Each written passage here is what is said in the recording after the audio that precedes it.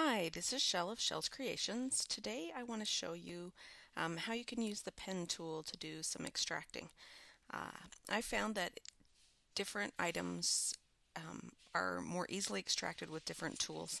And so the pen tool is useful when you have something that has quite a few straight lines and some larger curves, not a lot of little bumps. Okay, the pen tool's right over here. You need to make sure you have the right one. We would like right now just the regular pen tool.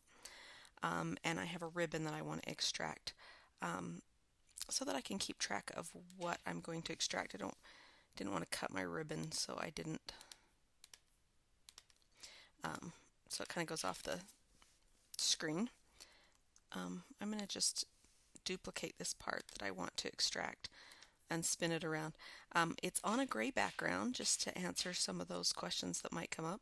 It's on a gray background because gray does not reflect light, so it won't be too light of a reflection on it or too dark of a reflection on it. And it's fabric because I wanted to maintain the depth here, and if I had used paper and kind of crushed it, I wouldn't have the depth there. Okay, let's go back to our pen tool, and we can go in. You need to understand a little bit about how the pen tool works and about how the anchor points work. We're going to go in first and just add anchor points that are the kind that do not have handles on them. And so the points that are critical are points where we're going to change direction. Let's put one here, and this will make sense as you've done it a few times. You'll go, oh, okay, now I kind of understand what I'm doing. Let's put one there. Let's put one about right there.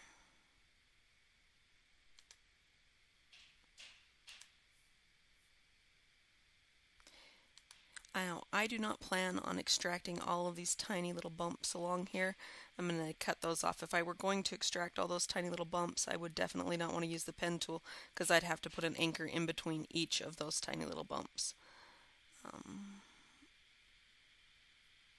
Let's come to right here. Right here. Down here. You can move these if you need to, if they're not exactly where you wanted them, but this will give us a good idea.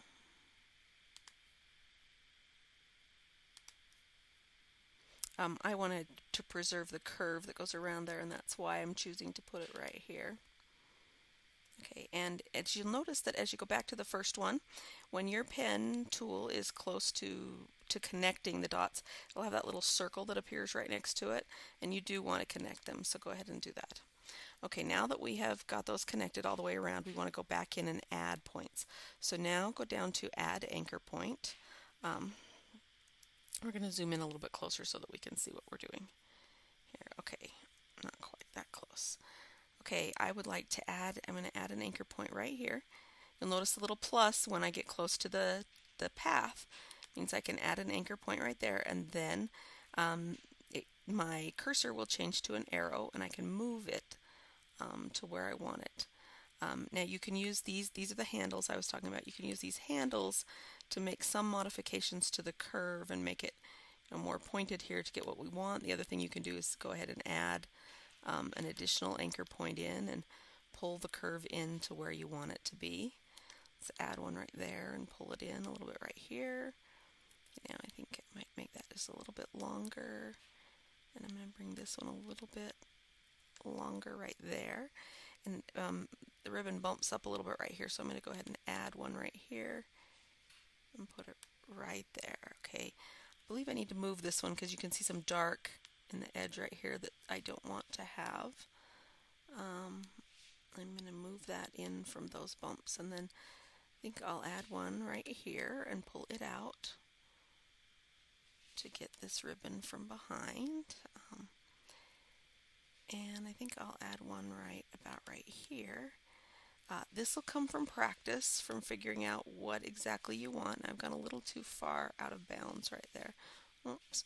Okay, that's what happens when you click and drag without clicking and waiting for the cursor to change and picking it up again. Let's see. Maintain that curve. I think I'll pull one. Oops, I did it again. Pull one more in right here. I don't want that bumpy edge because I'm not preserving it in other places.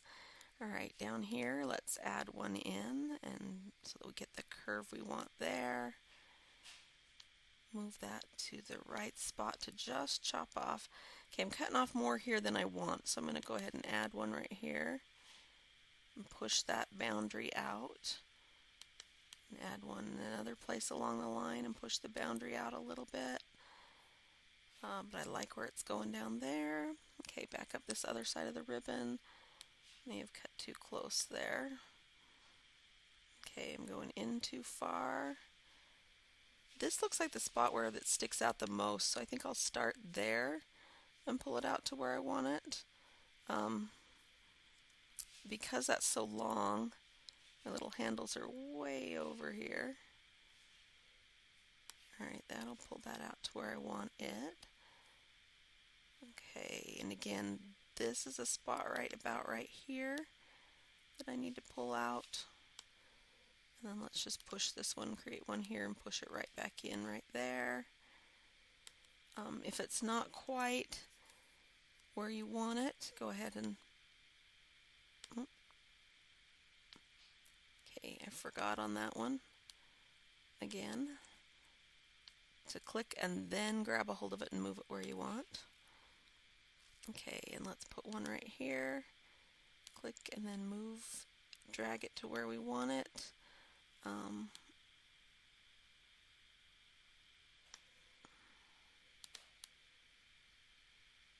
Remember the cardinal rule of extraction, that no one gets to see what you cut off except for you, so make sure you leave enough there to make it realistic.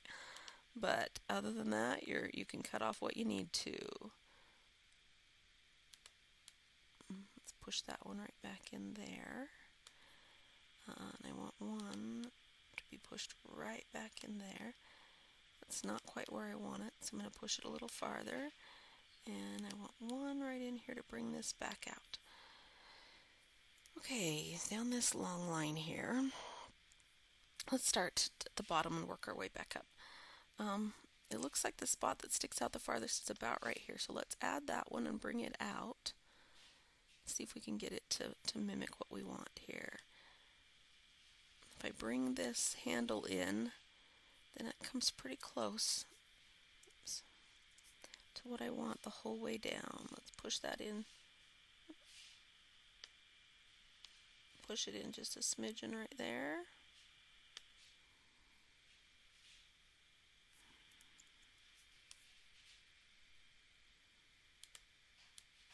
Bring it back out. I'm a little bit too far out right here, so I'm going to go back in just a little bit right there. And the same thing right here. I'm a little bit too far out. I'm going to move that. Okay, across the bottom we're fine. This one, it goes in. I'm okay with it right there, but right here I'm a little too far out, but I think I'm going to move my corner point on that one. Okay, remember we need to establish a curve here, so let's click here and bring it out so that I have a curve. Let's do the same thing on this end of the ribbon. Click and bring it out so I have a curve. Now, did we go too far? I can see that I'm a little too far right here in the middle, so let's push that back in just a smidgen. Okay, now this one. The spot that sticks out the farthest from my line is about right there, so let's establish that one first. If I shorten this, it'll bring in my line quite a bit. Let's shorten this one as well. Now let's get in close and see if that's what we want. Yeah, I'm okay with where that one goes across there. Might move it to right there. And I'm okay with where that one's going. I might add one more right here. Just push it out just a smidgen, and I'm going to bring that in a tiny bit right there. Okay, when you have been all the way around and you're happy with where the extraction is. Now see, that was faster than clicking all the way around the outside, wasn't it? Inside of the space that you've just created, right-click and choose Make Selection. You can choose a feather radius if you like. When I'm creating my products, I want to have a sharp, crisp edge, so I almost always choose 0 pixels. A new selection. That'll give me my selection, and then a Control J to duplicate, and there you have the ribbon. You can double check and make sure that it's what you want by going in and adding a stroke. Let's make that a bright color that we can see. You can zoom in and see. And you'll notice on this it gives us really smooth, pretty curves in places where we need curves, but it also doesn't do the little bumps that are characteristic of some things that you'll need to extract. So it can be a quick way to do some kinds of, to extract some kind of products. It'll be the perfect solution for those. If you have any questions, you can reach me at shells.creations1@gmail.com. Thanks for listening.